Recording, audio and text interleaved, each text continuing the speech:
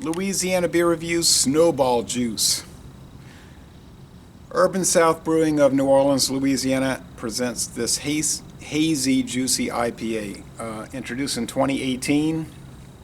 I hadn't seen it until 2020. I was at one of these local stores, Martin Wine Cellar, I believe, in Baton Rouge. Yeah, Baton Rouge, Louisiana. And I saw this. Now, you might call these snow cones where you live. In Louisiana, we say snowball.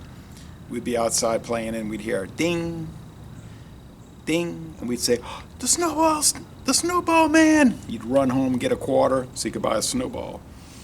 And had all these syrups with artificial flavoring, chocolate, bubble gum, strawberry, whatever you wanted. And brewed and canned by Urban South Brewery, New Orleans, Louisiana, a malt beverage, which means a beer-based product.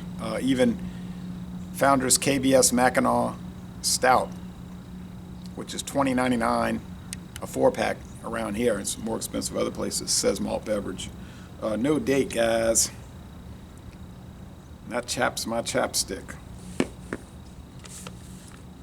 There is a video review, and I intend to watch it already posted. 7% alcohol, 50 international bitterness units. They say for every 5 barrels of beer, they add 5 pounds of this blend. Idaho 7, Vic Secret, and Dorado and Citra hops. 5 pounds to every barrel. Idaho, Vic Secret, Dorado, and Citra. It's getting hot already. It was like uncomfortably cold at 6:30 walking, and now it's like I don't need this sweatshirt. It's uncomfortably warm. 91 here in December. 91 out of 100 on Beer Advocate, outstanding. No, not applicable on Rate Beer because they only have like 2 check-ins. And a 79 out of 100 on Untapped with a few hundred check-ins. So I don't think this is sold at the Houston, Texas Urban South Brewery, but it is in the New Orleans Urban South. I'd love to try it on draft, but I don't get out there too often, actually. So over there on Chapatoulas Street, same street as Port Orleans Brewing, Chapatoulas Street, which is very hard to pronounce when you read it and almost impossible to spell, by memory. Named after the Chapatoulas Indians. A very thick,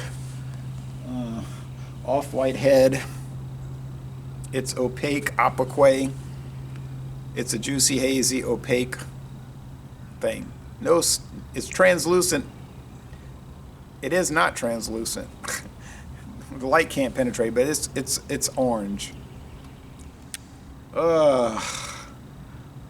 I wonder if it's going to have that lupulin powder thing, which always turns me off.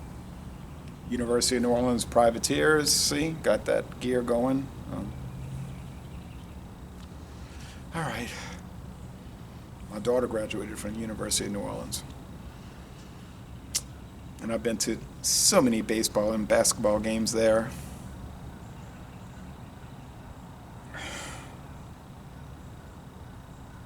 It's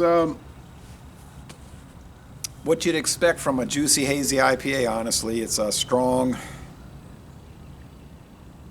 how do you describe this? It's a strong, dense nose of pale malt crammed together with a hop combo.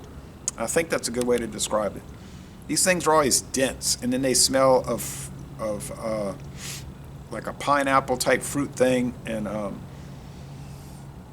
the malts. Yeah. All right, here we go with the taste. If I can tolerate this sunlight. I can't believe it warmed up so quickly. And a lot of the viewers live in similar climates where it'd be uncomfortably cold in the morning and 3 hours later you'd be burning up. Yes, we do have days in December where it gets to 80.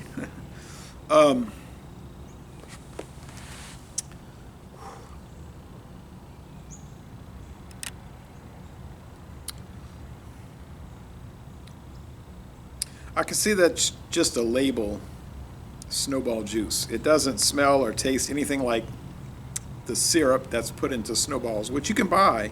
Mathern's used to sell it. I don't think they sell it anymore. It's a company in New Orleans, down somewhere uptown New Orleans, close to these breweries, that produces Snowball syrup. Big plastic, I think, quart canisters, bottles, plastic bottles.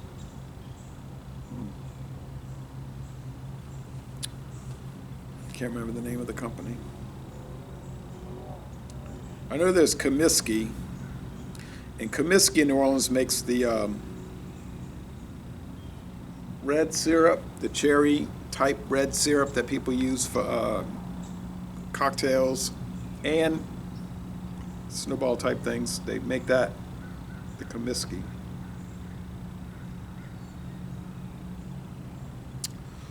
I guess they sell it all over the United States. Honestly, it just tastes like a regular old New England IPA, New England style IPA, meaning pretty dense sweet malts, almost sugary, and a mild fruit flavor, fruit note, say. But for dank, super bitter hops, forget about it. They're not there. It is not there at all. And they're saying what? 50 IBUs. It's not perceived in the taste. You would think it's 25 IBUs, half that.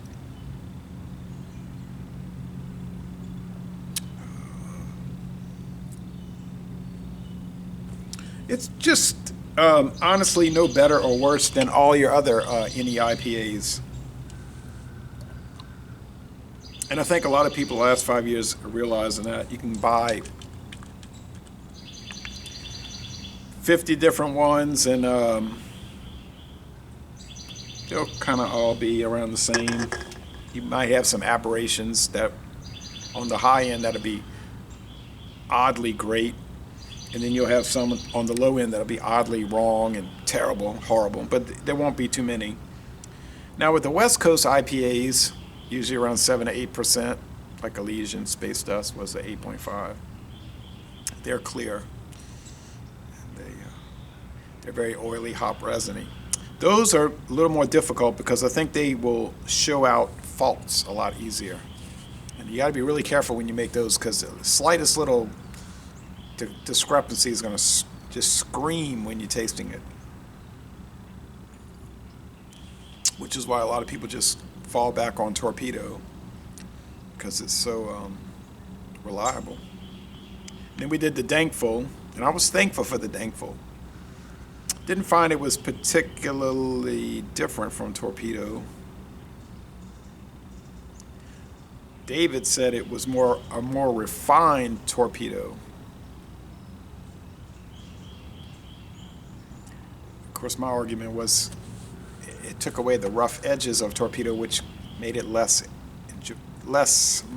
interesting. But I was glad I got to try Dankful. I'm not over here to say I was upset about trying it. Of course, I didn't pay for it, but I mean, it was very interesting. This one is interesting. That's a stark white head. It's not an off-white head. It's stark white. Has the light hitting it properly.